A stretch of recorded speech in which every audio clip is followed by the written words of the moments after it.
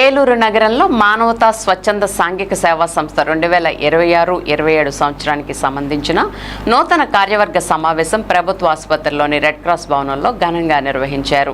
నగరంలోని ప్రముఖులు, సంస్థ సభ్యులు, సేవా కార్యకర్తల సమక్షంలో జరిగిన ఈ సమావేశంలో నూతన కార్యవర్గాన్ని ఏకగ్రీవంగా ఎన్నుకున్నారు. సంస్థ అధ్యక్షుడిగా కడియాల కృష్ణారావు, కార్యదర్శిగా పండరీనాథ్, కోశాధికారిగా అల్లూరి మోహిని, ఉపాధ్యక్షురాలుగా మానేపల్లి హేమ సునీత, సంయుక్త కార్యదర్శిగా అట్లూరి ఉత్తమ దుర్గాదేవి ఎన్నికయ్యారు. ఈ సందర్భంగా నూతన అధ్యక్షుడు కడియాల కృష్ణారావు మాట్లాడుతూ మానవతా సంస్థ గత 2 దశాబ్దాలుగా సమాజ సేవలో విశేష పాత్ర పోషిస్తోందన్నారు. ముఖ్యంగా పేద, మధ్యతరగతి కుటుంబాలకు అవసరమైన సమయంలో ఉచిత ఫ్రీజర్ బాక్స్ సేవలను అందిస్తూ ప్రజలకు అండగా నిలుస్తున్నామని తెలిపారు. 2004లో రామచంద్రారెడ్డి స్థాపించిన ఈ సంస్థ ఎన్నో ఒడిదుడుకులను ఎదుర్కొంటూ నేటి స్థాయికి ఎదిగిందని పేర్కొన్నారు. తమ సంస్థకు కార్యాలయాన్ని అందించిన ఏలూరు ఎమ్మెల్యే బడేటి చంటి, జిల్లా కలెక్టర్ వెట్రిసెల్వెల్కు ప్రత్యేక కృతజ్ఞతలు తెలిపారు. అదేవిధంగా ఆర్థిక ఇబ్బందులు ఉన్నప్పటికీ చదువులో ప్రతిభ కనబరుస్తున్న పేద విద్యార్థులకు స్కాలర్షిప్లు అందజేస్తూ వారి భవిష్యత్తుకు తోడ్పాటు అందిస్తున్నామని వెల్లడించారు.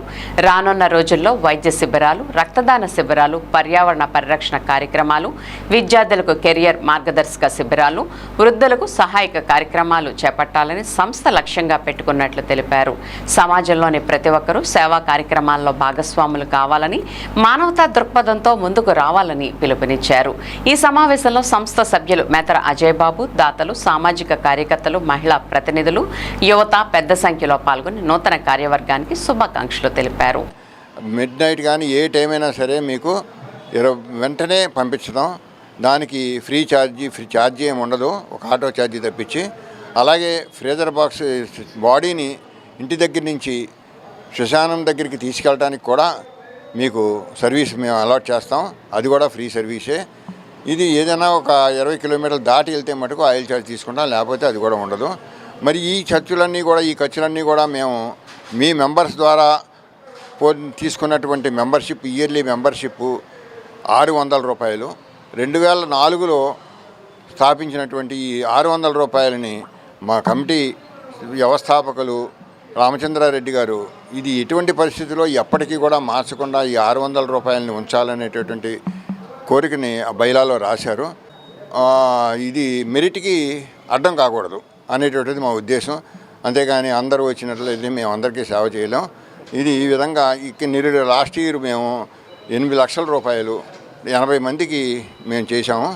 ఈ విధంగా చేస్తూ ఈ సంవత్సరం కూడా మేము మరింత కార్యక్రమాలు చేస్తాము. ఇంకొకసారి నేను ఏలూరు ప్రజలను కోరేది ఏంటంటే సాధ్యమైనంత వరకు ఈ 600 రూపాయలంటే 365 రోజుల్లో మీరు ఎంత అని చూడండి. ఆ 600 రూపాయల మెంబర్షిప్ని మానవత ద్వారా కట్టి ప్రజలకి సహాయం చేయవలసిందిగా మా కమిటీ తరపున మీ అందరినీ కూడా ఈ ప్రెస్ ద్వారా కోరుచున్నాను. Thank you. ఈ కార్యవర్గ 2026-27కి జాయింట్ సెక్రటరీగా ఎంపికయ్యాను.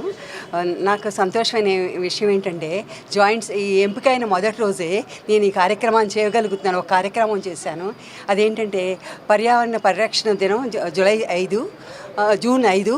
అయితే అప్పుడు చేయలేకపోయాం కాబట్టి ఈరోజు నేను పారిజాత మొక్కలను అందరికీ డిస్ట్రిబ్యూట్ చేసి విశిష్ట అతిథులకు అందరికీ డిస్ట్రిబ్యూట్ చేసి వాటి యొక్క మెడిసినల్ వాల్యూస్ నేను ఎక్స్ప్లెయిన్ చేశాను.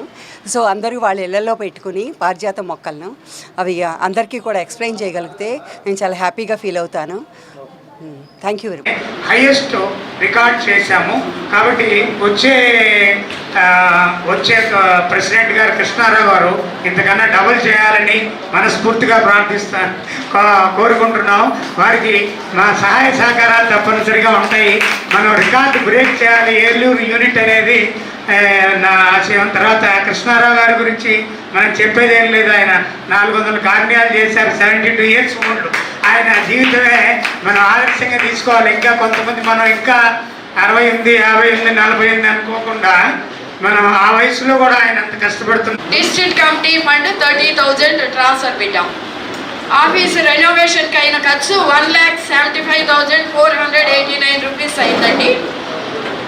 డిస్ట్రిక్ట్ డైరీస్ ప్రింటింగ్ చేయించాము, 18,500 అయింది. అలాగే ఇప్పుడు present expenditure advance for maintenance 30,000 draw చేసాం. ఆల్ టుగెదర్ మొత్తం ఖర్చులన్నీ కలిపి 22 lakhs అయింది. 23,56,000లో 22 పోను 1,54,000 ప్రజెంట్ బ్యాలెన్స్ ఉందండి. Thank you. వాళ్ళు కొన్ని మండలాలు చూస్తుంటే నేను అధ్యక్షుడిని, నేను చైర్మన్ని, నేను చెప్పినట్టే వినాలి, నా సమయంలో వచ్చినటువంటి సేకరించినటువంటి ఆ ధనాన్ని అంతటి కూడా నా హయాంలో ఖర్చు పెట్టేయాలి, నా ఎక్స్పెషల్ ఖర్చు పెట్టాలని రిపోర్ట్స్ కూడా మాకు వస్తూ ఉంటాయి. కానీ అది సరైనది కాదు. ఎందుకంటే ఎంతోమంది సేవ చేయాలనే దృక్పథంతో వచ్చినప్పుడు సేవ రూపంలో చూడాలి తప్ప వ్యక్తిగత నిర్ణయాలకు వెళితే సంస్థకు విఘాతం కలుగుతుంది.